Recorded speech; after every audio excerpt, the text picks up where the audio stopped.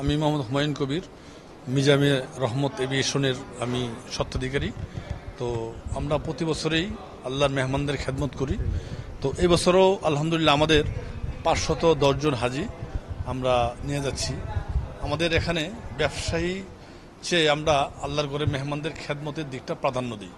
আমরা চেষ্টা করি আমাদের মাধ্যমে যে সমস্ত হাজি সাহেবরা যান তারা যেন পরিপূর্ণ সন্তুষ্টির মাধ্যমে আল্লাহর রেজামন্দি অর্জন করে এবং আল্লাহর সেই যে বিধান আছে এবং নবীর সুন্নাহ অনুযায়ী হজ আদায় করতে পারে, সেই জন্য আমরা পুরোপুরিভাবে শতভাগ চেষ্টা করি এবং আমরা বিগত বছরগুলোতে আমরা শতভাগ সফলতা পেয়েছি।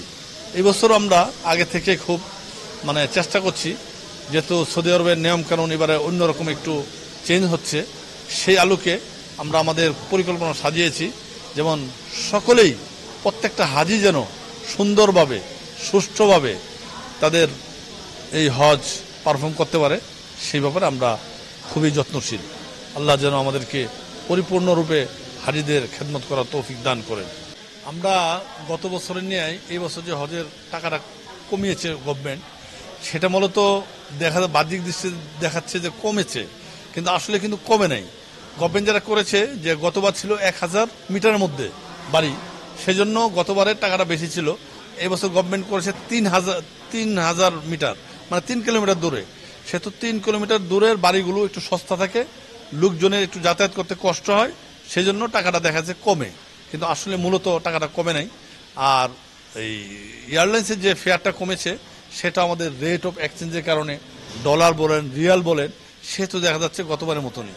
কিন্তু এই বছর যেহেতু কমেছে সেহেতু হাজিদের একটু কষ্টই হয়ে যাবে, কারণ দেখা যাচ্ছে যে তারা দূরের থেকে প্রথমে শিফটিং পদ্ধতিতে অনেকেই চলে গেছে অলরেডি হাজিরা, সেখানে প্রথমে একটু আল্লাহর ঘরে কাছাকাছি থাকবে, তারপর দেখা যাচ্ছে যে মদিনা শরীফে যাবে।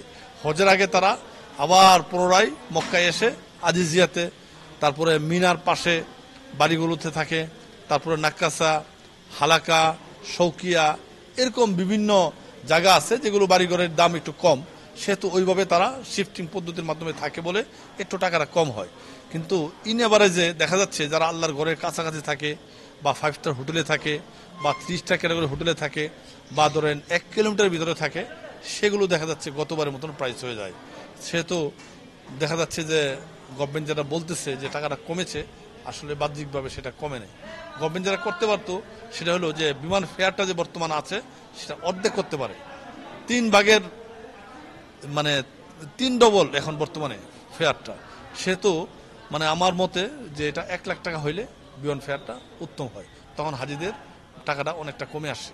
এটাই দাবি থাকবে যে এয়ারলাইন্সটা যেন উন্মুক্ত করে দেয়, যে কোনো এয়ারলাইন্সে যেন আমরা হজের মতোই যেরকম উমরা পাঠাই, সারা বছরে আমরা ভিজিটে পাঠাই অথবা বিভিন্ন সেক্টরে লোকজন কাজ করতে যায়, যে দামে টিকিটে যায় সে অনুযায়ী হজের টিকিটটাও যেন প্রত্যেকটা এয়ারলাইন্স ক্যারি করতে পারে, বাংলাদেশ থেকে নিয়ে যেতে পারে, তাহলেই আমাদের হজের এটা অনেকটাই লাঘব হবে কষ্ট।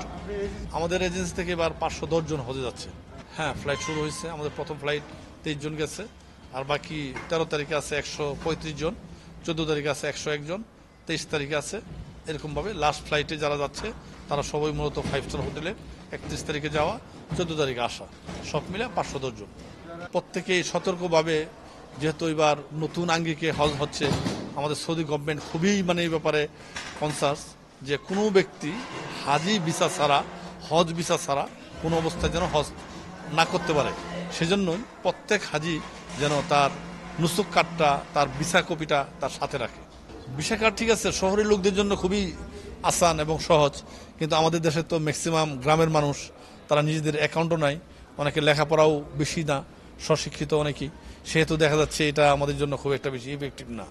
কিন্তু শহরের মানুষের জন্য ভালো সাপোর্ট দেয়, কিন্তু গ্রামের জন্য এটা তেমন ভালো ফল বয়ে আনবে না।